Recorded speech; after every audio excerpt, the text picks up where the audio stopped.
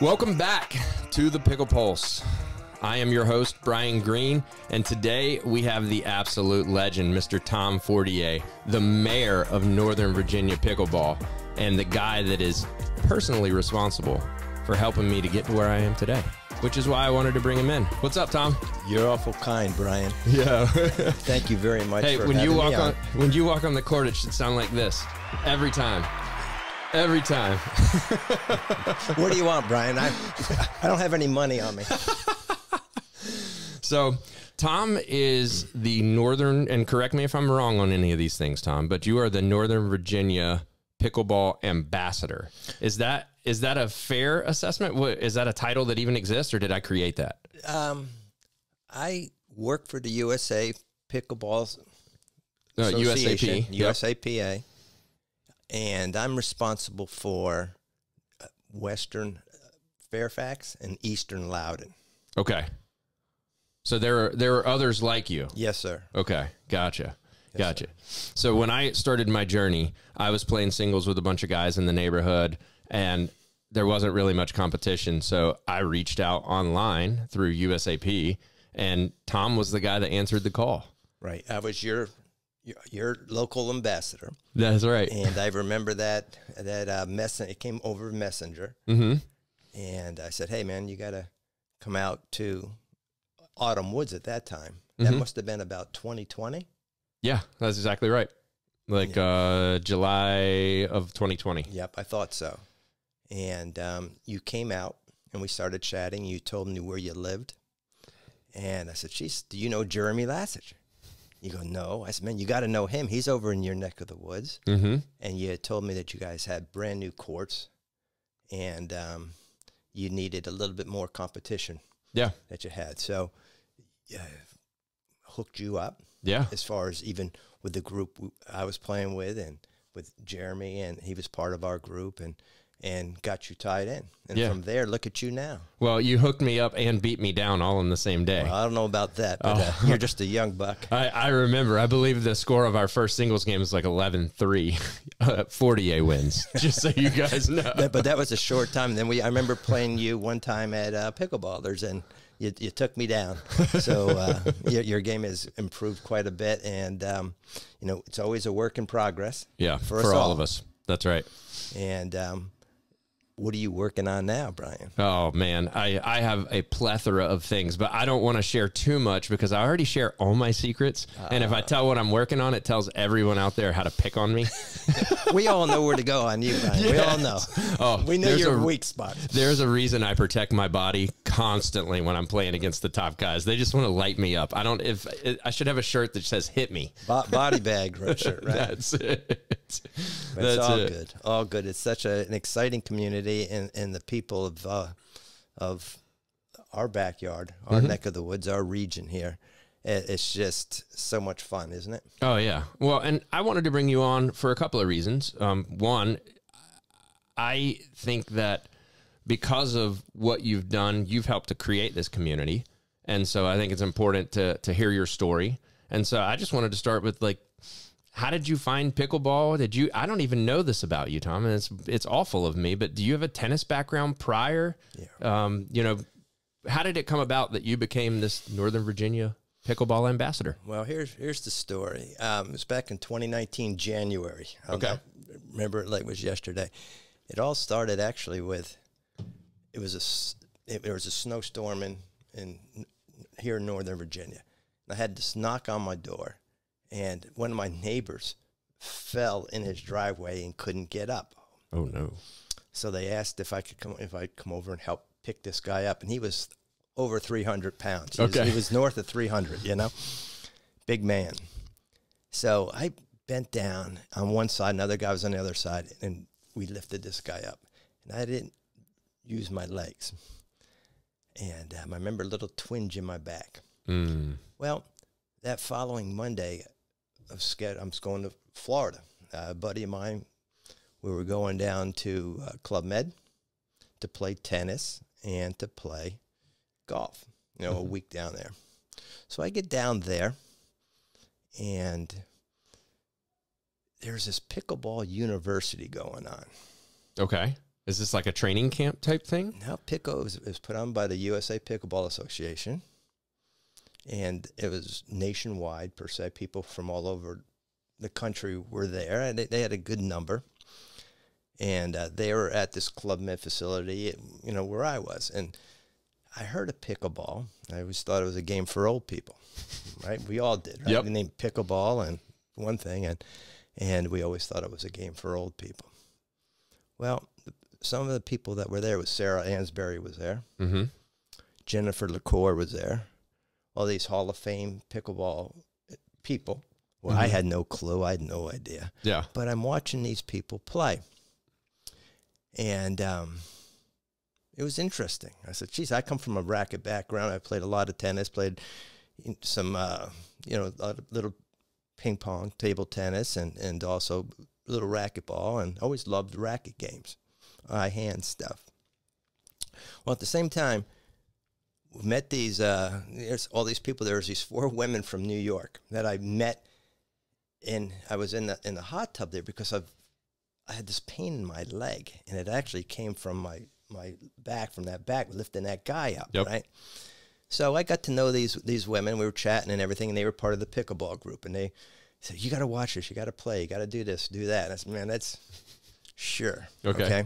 But anyway, I finally got out there. In fact, it was with Jennifer LaCour. I got to know her husband, and he grabbed one of her paddles and said, hey, go on out there and play. So just like any other tennis player, we play tennis on a pickleball court. That's right. Ripping from the baseline. You're doing the tennis thing on the end. I could do this game. I'm pretty good at this game, you know, that kind of thing. And it was pretty good. I liked it. But, you know, so one of those women that I met, she said, I bet you won't go home and find the pickleball people. I says, oh, I might do that, right? I might do that. That'd be interesting to see. Mm-hmm. Are there any? That's right. Right? Are there any? Anyway, so when I got back, my back blew. It ended up being a herniated disc that I had at lifting that guy up. Oh no! So I was out of commission. I couldn't. This is, and I retired the year before. And so this is now end of January, early February, and I couldn't, you know, stand very long. I couldn't sit, couldn't kneel, couldn't sleep, couldn't do anything because of that herniation, you know, that back herniation, that disc herniation. I finally had an operation in April 15th. Okay. Tax day. I'll never forget that. And I wake up from the anesthesia, and that pain was completely gone. I said, holy mackerel, check this out. This is good. So I started getting him back in shape. And I ended up reaching out to the pickleball people because, like I said, I still kept in touch with that one of those women from New York. And it was always that prong. You've got to find those pickleball. I bet you money you won't find those pickleball people. Mm-hmm. I said, oh, I'll find them. Yeah. And they were in Chantilly at the field house. Yep. If you recall that. In fact, for that first year, I mean, if you recall the play in that time, this is, like I say, 2019, Fieldhouse had a little contingent of people. Yep. TJ, Thomas Jefferson, in Arlington was a big place for people to play. Do you know Jimmy Behrens? Oh yeah. Okay, so love Jimmy. So Jimmy was one of the first guys I got to know a little bit, and we would go around. We'd be like little pickleball gypsies, going around to Leesburg, going around to, you know, Arlington, and just finding places to play this silly game. Mm-hmm. So I became addicted. Yeah. And John Atroba at that time was the ambassador for the Western Fairfax area, and he gave it up. So there was an opening, and the folks like Kevin Cook, Jimmy Behrens, all these guys said, man, you're retired. You'd be perfect for that job. You know, you get around, you're going around to different places. So why don't you put in for it? So I did, and met Helen White. And I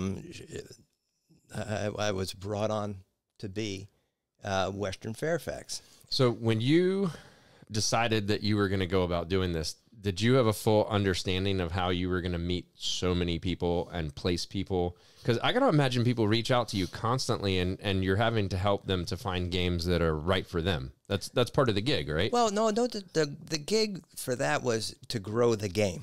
Okay. So very broad. It was right. Yeah. Just to grow the game. That trying to place people when I see some talent that I thought was pretty good, and they got to get tied in with some folks. That's just things that I do.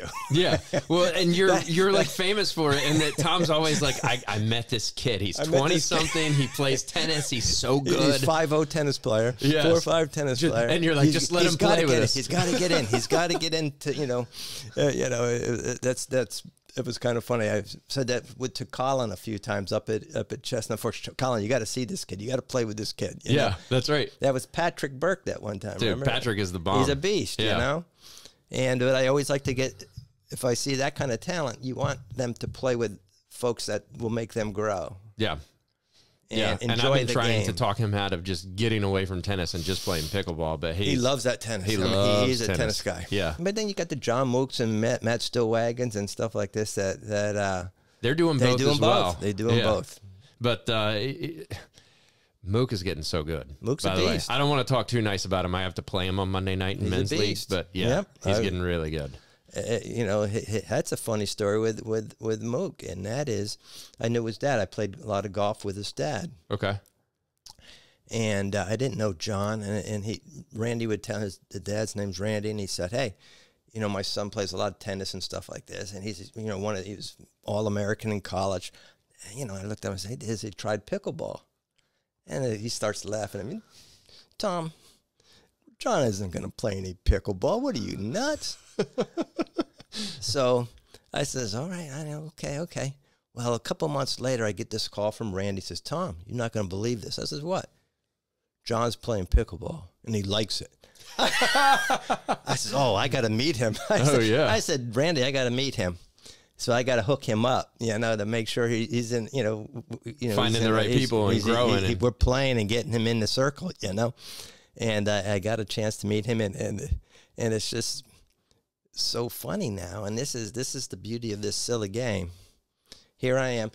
I remember a couple of your episodes ago, you thought I was 70. I'm not 70, Brian. I'm not 70. That was harsh. I am pickleball. I just want to apologize to the world for that. I am pickleball 67. There you go. Not far from the 70. Okay, wait. I feel better about it. That was close. You were close. That was only. And Price is Right. I would be winning. God, wait, I got go busted over on that. People, "Tommy, you're 70." I said, "Not quite yet," but the beauty of this silly game is, look at knowing you're just a young buck in the 30s. I'll get a text from Gage, who's 25. "Tom, you going to play tomorrow? We got a game. You playing tomorrow?" Mm-hmm. And that's so much. It's got to be awesome. Yeah, it's a hoot to know all you guys, all young guys, and I can't beat you, but I can hang for sure. I can be in a game with you guys and play good and play decent and not, try not to embarrass myself. Well, I want to throw this out to the world that is listening out there, but I don't know if many people know Tom's nickname. But if you don't know his nickname, you must. And that when he walks on the court, he's the excavator. He's only digging. He's digging and dropping it in the kitchen and making you hit another one. And I love that nickname for you. I mean, you're the one who came up with that. So when we were playing, we were just blocking stuff, resetting, blocking, resetting. And you said, "God darn, Tom, I can't get it by you." No. And I kind of pride myself on that as being able to block. But now what I'm trying to work on, trying to get better at, is not just that block, but to be offensive with that block. Yeah. Be able to block once, twice, and then go, sometimes my ego gets in my, I say, come on at me, Brian. That's right. Come on at me. I'm going to stay low and be solid and stable. And so it's always, so now what I'm trying to work on is, hey, I got to be able to be a little bit more offensive on that, maybe that second or third reset. For sure. Because you can only get so many resets over before you eat it. Yeah. Well, I wanted to talk about how the game has changed, but before we kind of pop forward a little bit, how would someone, if they're intrigued by being a pickleball ambassador, how would someone go about doing that? Is there a person you reach out to? Do you reach out to USAP? And then now that you've done it for a while, what would you say are the pros and cons? Hey, here's something. We've just brought on 2 people here just recently. Do you know Sharon Dudley? No, I don't think so. Sharon Dudley is an African-American woman. She was, she would always come over to pickleball. Oh, Miss Sharon. Yes, I know Miss Sharon. Yes. Well, I don't know if you know this, but she's in a wheelchair now. I know. Yeah. She got sick. She got sick, and she's in a wheelchair. And one day I'm over at the field house because I'll do strength training over at the field house. And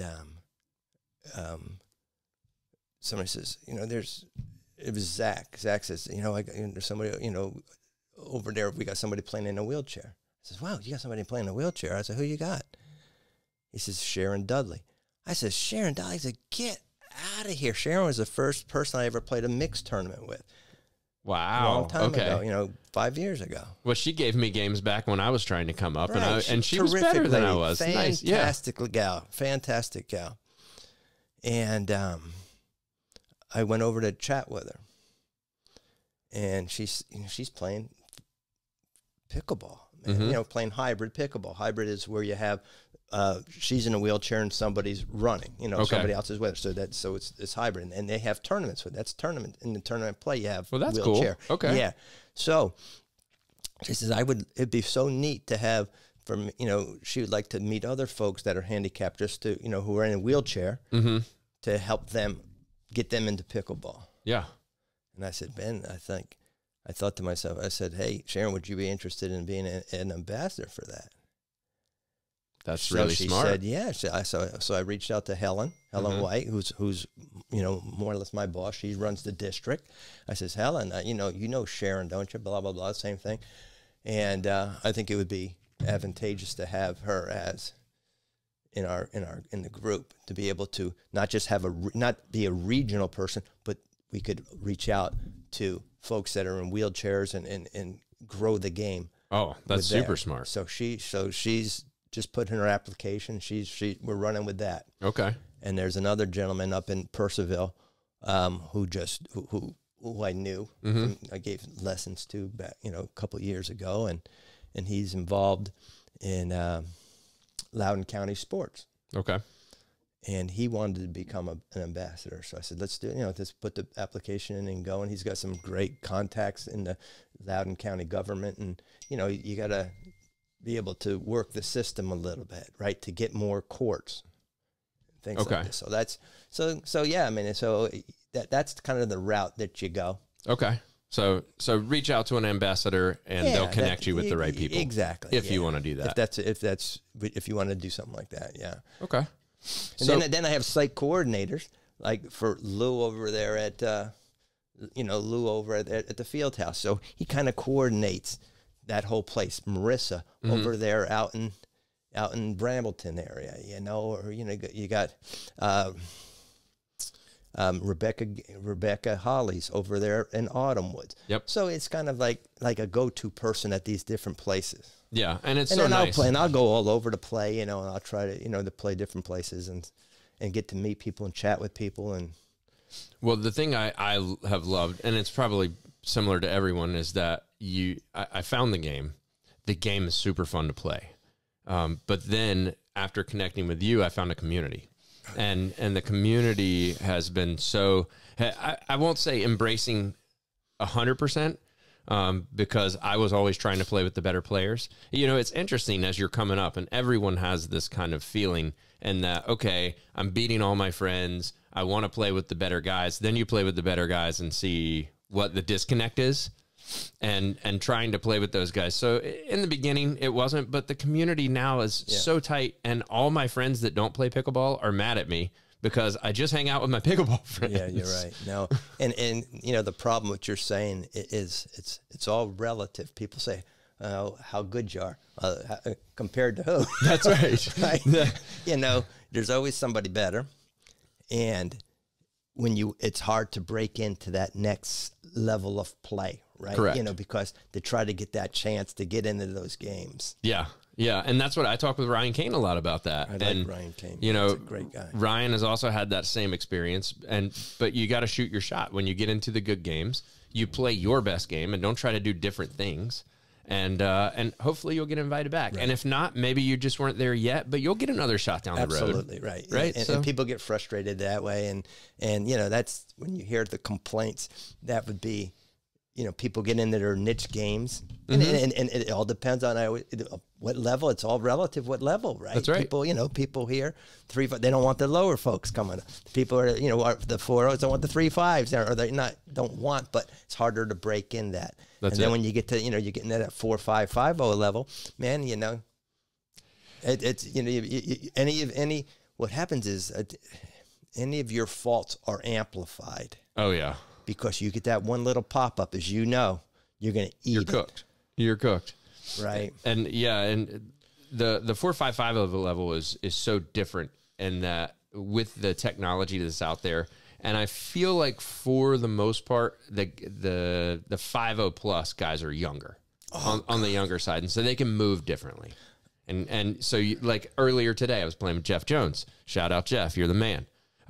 He has this tricky way of like leaving a backhand dink kind of out there, knowing you're going to flick it to the middle because that's the spot. That's the spot that you want to go. And he's but he waiting closes so fast you, right? and smashes it right into your chest. You're, you know, so that shot better be, if you go down that middle, as you know, it better be low. If it's low high, especially at that level, it's coming back. Yeah, and you're in a body bag a lot of times, right? So talk to me a little bit about how pickleball has changed just since you started playing. I know that, you know, there's some easy stuff like the tech has gotten better, but just how you've played the game and what you're trying to do. Well, I've always been, anything I get into, if it's golf, if it's pickleball, if it's something I really enjoy doing, you become a student of the game. Mm-hmm.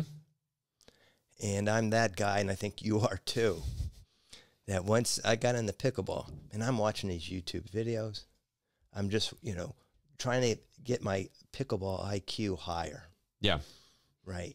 You know, attend a clinic or two or whatever, but, you know, you're just studying the game. And, you know, as far as the paddles, I mean, you know, back, it was so funny, you know, 5 years ago, you had the $118 paddle. That was high end. Yeah. I remember, like, I had that Prince paddle because I come from tennis. I said, okay, first paddle, I might as well get this Prince paddle. And I talked to the guys at Pickleball Central, blah, blah, blah, right? That's out of Paddle Tech Tempest Wave. And the Tempest Wave, right? Yeah. Exactly, you know. And, gosh, now you look at these paddles today. So I always think of Selkirk. I come from a sales background. I did sales my last 30 years of work, just like you've been sales forever. And I could have just imagined the guys at Selkirk when they sat around with that Vanguard paddle at the table. They had the marketing and sales guys there. That's how much is for that new Vanguard paddle? Somebody says $200. Oh, what, are you kidding me? These guys are paying $130 for a high-end paddle. Are you going to go $200? There's no way that's going to go. Some guys are, no way. Well, let's try it. What's the worst thing, right? Yeah. And they couldn't keep it on the shelves. No, because it's more expensive. It's got to be that much better. Once I heard that, I said, uh-oh. Once yeah. they came out with that $200 paddle, I says, everybody and their mother's going to have their 200 paddle now. All these companies are going to have that $200 paddle. Oh, yeah. And they did, right? And now they're up to how much? I mean, 250, 300. That's the standard. And then you got that one Vanguard Labs that's out of this world. Well, right? Selkirk, I think, is going to lead the charge when it comes to how much can we get for a paddle. But the funny thing is I've been testing and reviewing a lot of paddles, and what I'm finding is that the differences between paddles are not vast as I once thought. There are subtle nuances within the paddles, but if you want to find a good paddle in the $150 to $200 range, there's a ton of options. They are out there. Yeah. And so just watch the different channels. I think part of choosing a paddle is that you need to understand your game and what you're trying to accomplish. So for me, you know, I want it to be a little poppier from the baseline, but I can't have that pop when I'm trying to dink because I already float too many dinks. No, right. I mean, Brian, like I said, I know your game very, very well. You got a cannon on that forehand side. Yep. And, you know, we're always going after you in the soft side or to that backhand. To the backhand. That's right. Well, you know, so stay away from your forehand. Yeah. You know, or you're going to get the bullet coming at you, so you better be ready. Like we had mentioned before with the excavation. When that's going at you, man, you get low, get ready, and get ready to try to get that soft shot back, right? So then hopefully that when you go up to that next one, you're going to go long with it, right? That's what's going through my mind or something like that. Oh, right? for sure. And watching that, you know, let those out balls go. but knowing your game, right? We know, you know your game. You know what that's why I asked you for, what are you working on, right? What are you working on? Well, and I will tell, it's backhand volley, because you're exactly right. Everyone goes after my backhand now. And if I can't, because I can't attack on that side. So all I'm trying to do is just keep the ball in play, push it over into a good spot, and create something. Set up, right? What you're trying to do, obviously, is set up for that next shot. Yeah. You know, trying to make your opponent pop it up. So even if it's a soft shot to their backhand per se, and they get to that spot, they pop it up, either you or your partner's going to put it away, you know, if it goes high. Oh yeah. But you know, the guys that we're playing with now, I mean, I'm getting the opportunity to play with guys that are 5'0", 5'5" now, which is awesome. Frustrating at times too, but they will expose every weakness that you have. You can't, every week. Exactly. And that's, you know, then you know what to work on. I mean, you know what you got to drill. I don't know how often you drill, but drilling is, you know, now we're getting to that season because you don't have to pay for an indoor court to just drill. And that's what's coming for me, because it's not enough is the answer. Exactly. And drilling will make you better. And the higher level, you know, from really 4-0 to that, you know, 5, I mean, you got to be drilling. Oh yeah. And you know, working that transition zone, working those, you know, those resets, working to be for, you know, when to crash. That's right. To do that. Well, the game has gotten so offensive. You know, how are you? What kind of things are you doing to create more offense? Here's what I'm up to. It's funny that you say that. Again, you know, especially playing against the younger guys. Ross Weinberg always tells me, as you always, stay in your lane, Tom. Stay in your lane, Tom. Because, you know, and you try to speed it up. When I try to speed it up against you young guys, it comes back harder at me. And, you know, so I mentioned to you earlier, I'm working on being more surgical. More of a finesse game. I'm working at targets as in your shoulder, you know, your dominant shoulder, your dominant hip, making you move off the ball, trying to keep it away from your midsection. Yeah. Because at this level here that we play, you go at somebody's midsection, you're dead. It's coming back at you, or your partner's dead. Yeah, that's right. And there's nothing worse than that. You hate that. That's right. And when you're playing 5-0 pickleball, like, lighting people up at the chest is no longer an option. Everyone is paying attention and blocking that. Absolutely. And so you're right, to find point spots to try to make them move, to stretch people. Yeah, is really smart. So that's what, you know, that's the kind of stuff. I'm trying to read the court. So I'm trying to learn, I'm really working or learning on reading the court, when to charge, reading what my partner's shot looks like. Do you got to bend down to go get that ball? When I see that, get on that quick. So there's an offensive shot that should be with your return coming back. And if that person, I see you're going down low to your backhand, that ball should be popping up. Yeah, that's right. Well, that's a really good conversation to quickly talk about. And it's something that I've been trying to work on, and I've noticed that. So we're in this men's league. You've played in it in the past. Last year. And the best teams, they do two things that I've noticed, because I've been miking guys up. They talk constantly. Communicate. They have to communicate. Your ball, my ball, your ball. You know, and so no one is guessing. The other thing that they do is they move together and cover the court exceptionally well.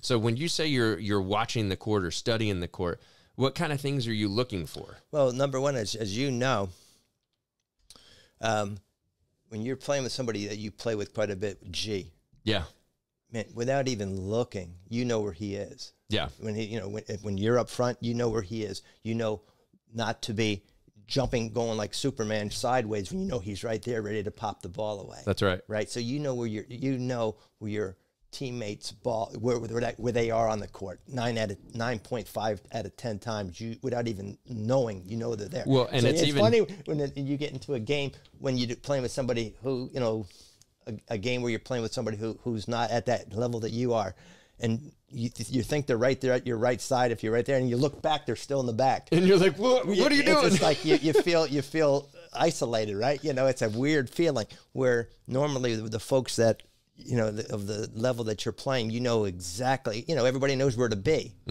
But absolutely right. As far as where that shot goes, you got to be reacting without even thinking twice. You got to be shifting. If your partner gets caught wide, man, you know, you got to. Yeah. Move over. Well, we had a situation this morning where, dink goes way wide. My partner gets it back over, but I'm literally standing on the court alone at this point. Right. And I actually try to get really big at that time. So I'll put my arms out almost and just try to seem bigger. And it worked out this morning where they ended up hitting it just outside and I got it. And of course, reset it into the kitchen and went again. So the guy can come around. But so, yeah. But the other thing that, talking about G, I really love playing with him because we played together a lot. And so if you can find a partner that you vibe with, that because he can look at the trajectory of the second shot coming back and he knows what my third's going to be based on how that shot's coming.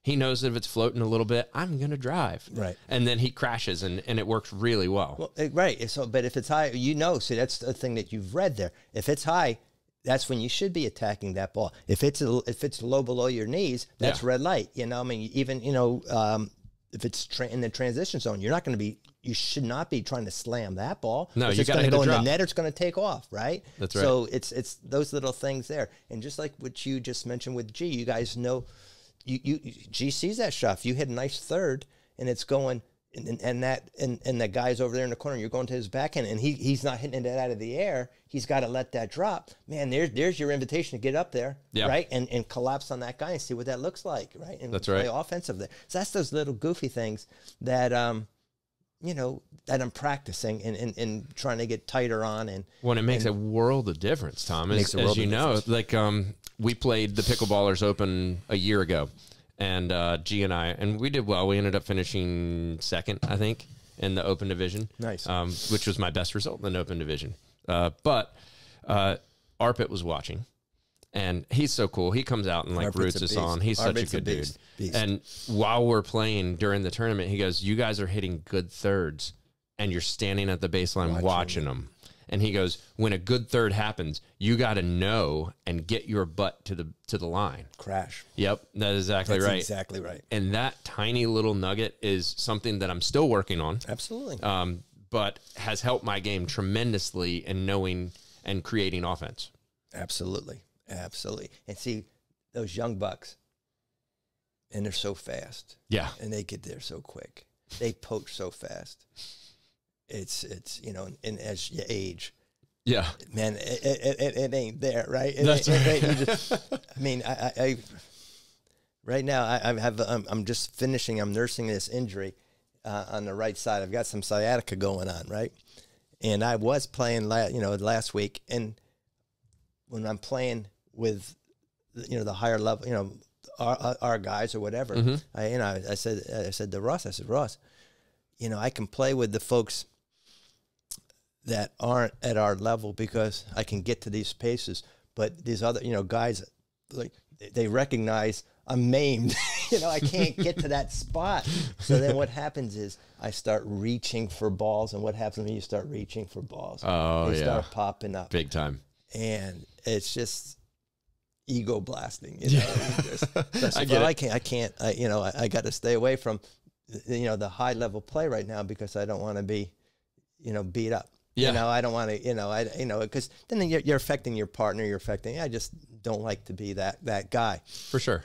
So I'm looking to heal and play strong again. We at need least you back. give it a strong, because there's, it's just, I could just see it. I said, there's a big difference between playing some open play stuff where you're getting a whole different slew of people that you're playing with. But when I play, with the group, our group or whatever, that high end group, man, it's a big difference, a big world. You got to get to that spot fast. You got to get to that kitchen line quick. The ball's coming harder. And it's got more shape. And if you're late, you're on your heels. Yeah.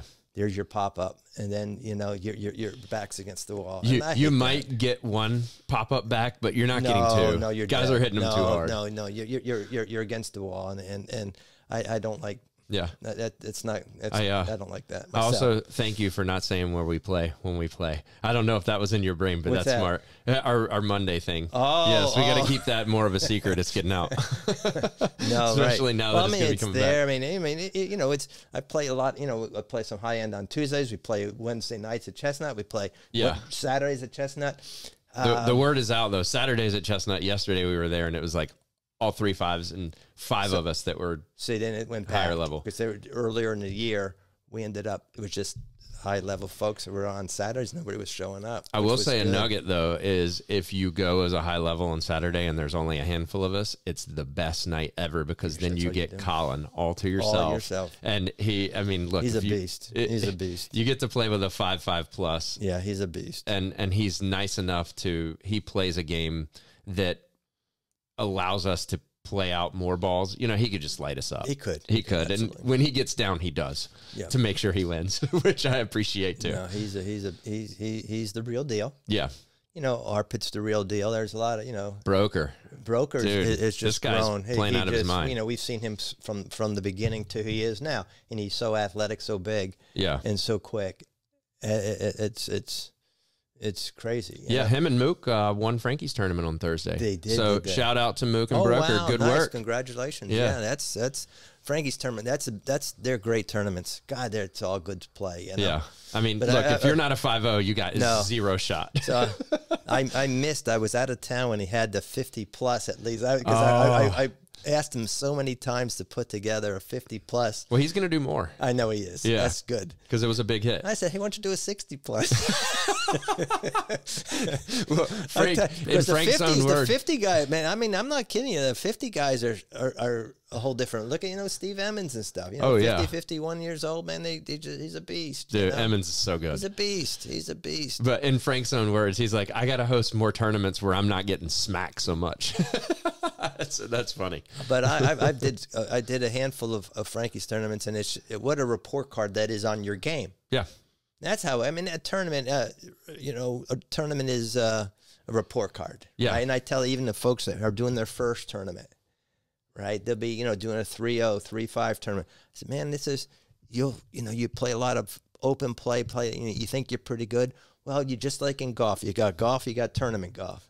Yeah. You got pickleball, you got tournament pickleball. 2 different worlds. For sure. And then once you get into that tournament, you'll see where you're weak. It's going to be exploited. If any of your weak spots will be exploited, and you got to go back to the drawing board and tighten that up. That's right. And I think for first-time tournament players and tournament players who have played many, like myself, controlling what's between your ears is the hardest part. Walking in and going, I'm going to have fun today, and not stress out about, I have to win. I want to prove something. And what happens then? You get tight. Yeah. I could write a book on that. Yeah, we definitely could. I could. Yeah. I mean, it's same thing in golf, right? You got that little putt that's this long. Oh, you saw me when we played golf. We had Good fun, Lord, I played great until I hit the green. Have a tournament, right? Be in a tournament and have that same thing. It's tough, but pickleball. I mean, you get tight, you start thinking, you press because you want to try to make yourself, play so good. You want to play the best that you can. And what do? You get a little tight. Trying to be too perfect. Yep. That's exactly right. So and it's tough. It's tough. I guess my best advice is try to have as much fun. I know it's not easy, but try to have fun with your first couple of tournaments, any tournament really, because the more fun you have, the better you're going to play. Enjoy it, right? Enjoy it. We're almost up to 40 minutes now, Tom. And I just wanted to finish out. I know you and Ross are doing some teaching now. Well, yes. And so I wanted people to be able to get a hold of you, because that is a plethora. I mean, you're almost 70. Ross has got to be 85 at this point. So what's that, 155 years of experience Ross there? is another beast. He's another beast, right? He's one of our heroes, right? For sure. The guy can play. He's a real athlete. And no matter what you're doing with him, he's going to be competitive. He'll probably beat you. Oh gosh, when you're number one racquetball player in the state of Virginia, 50 and above, and scratch golfer, and wait, no, let's not talk any more nice stuff about Ross. Not him, right? We don't need that. But so what are you guys doing? So we put together a little advanced. People who are 3-5, 4-0 and trying to get a little bit better. You want to get to that next level. Mm-hmm. So we put together a niche clinic, which we only, it's 8 people. So it's 4-to-1 ratio. Okay. We put together, we do a lot of work up front as far as what their weaknesses are of the 8 people that's in the class. Okay. We do a lot of talking with them and when you say up front, you're actually asking them like, okay, where are you at in your game? Which to me, so I just did a pro clinic this last week, and I should have known it was an hour. So it really wasn't helpul. I got you. At all. It was cool to meet the pros, but yeah. I wouldn't do it again. I heard you were chasing. You were going after Leah. I was trying to light her up, man. I was trying to light her up. Leah Jansen is. I heard Leah Jansen. You're trying to light her up. Guess how many times I did. She was yawning. 0. Zero times. Was she yawning or what? Yeah, looking at her watch. She counted so many times, and I was just like, I wanted to get her so I'm bad. sure you did. So, but that's exactly. So we're doing again. Figuring out asking you what's your weaknesses, what's your strengths, what do you want to, how do you want to improve it? Have you played a tournament? You haven't, what do you, if you have played, what do you got to work on? That's so right. It's really a niche kind of clinic. So it's like a next level clinic. It's a next level clinic. Yeah. Right. Whereas you've learned the game, you've been playing, and now let's play with some guys that are much better. And they can help you get to where you want to go. So let's work on your weaknesses to see if we could tighten those up. Oh, that's cool. Yeah, so how cool. often are you guys going to be doing this? Like once a month, twice a month? Yeah, we finished. We just did our first one last month, and it's kind of funny that somebody in that class that was in our first put together 7 of her buddies. Okay, that's cool. So we didn't have to even mark it for the next one. Well, that's beautiful because gorgeous. She's looking at her partner going, you got to get better too. It's our whole group of friends. Yeah. So she thought that high about it, that's we'd like to work with you guys. No, I believe it. So it was fun. Yeah. I see great value in clinics when they're done properly. And I feel like what you guys are doing is exactly right. So when I went to Costa Rica with Kyle, that's what he did. Is he actually sent us all questions and said, okay, where are you? What are you working on? And man, I got so much out of that because he taught me 3 drills that I use today constantly. And one of them is getting to the kitchen. So a transition drill where you're basically standing in the middle of the court. You throw it up high and you got to dig out of the hole. Know it well, yeah. And it's such a good one. And that got me from a 4.0 to wherever I am now. That's what you exactly. That's the things that work to get there. I agree with you, Brian. That's the area where a lot of the folks that are in that 3.5, 4.0 have really got to understand is that transition zone and how to get up there and what to do. You're not in a hurry. Yeah. You're make the right shot. That's right. And move up when you got the right shot. That's right. And until then, you better stay back. So that's what we're up to there, and that's fun. I think we're gonna have fun with that. And I work with Rest and Associates, and I also just got I'm gonna be working with Village Pickleball in Leesburg. Oh, cool. On some of their stuff. So I got. And I found out Stefan Green is going to be the pro there, right? Stefan he's a director there. So okay, gotcha. So Michelle and I are working for him. I love it. As part-timers, Yeah. That's very, very cool. That'll be fun. We watch that thing take off from the beginning, try to build that business to get it going. Yeah. I mean, we've got a lot of good stuff happening in the pickleball world around here, which is so fun. This is going to be an exciting year between, all the DTL stuff, the Manassas, the Dill Dinker stuff in Manassas and Village Pickleball, and it's just Tyson's Corner Pickleball. I mean, there's all kinds of stuff going on, right? The whole landscape is changing here in Northern Virginia. So next winter, we're going to have a lot more options to play inside, sure will, which will be really cool. Sure will. Well, Tom, I really appreciate Brian, you coming on, man. Thank you very much. I appreciate you asking me. Dude, it's been so much fun. And I'll tell you, if you hadn't met Tom yet and you see him on the court, walk over and say hi. Absolutely. Yeah, he's such a good dude. And if you're struggling with your game and you want to get a little better, I think he and Ross would be a great place for you guys to talk to. I know there are so many good pros out there that can help your game get better. And if you just reach out to me, I can connect you with the right one based on what you're trying to accomplish, per se. Okay, but Tom, you're the man, dude. Thank you, man. Thanks for inviting me. It was a lot of fun. Guys, if you're enjoying this, just take a moment and hit that little subscribe button. I'm noticing again that like 85% of the people watching, I appreciate you watching, but it'd be a whole lot cooler if you were subscribed. So until next time, see you guys. Thank you.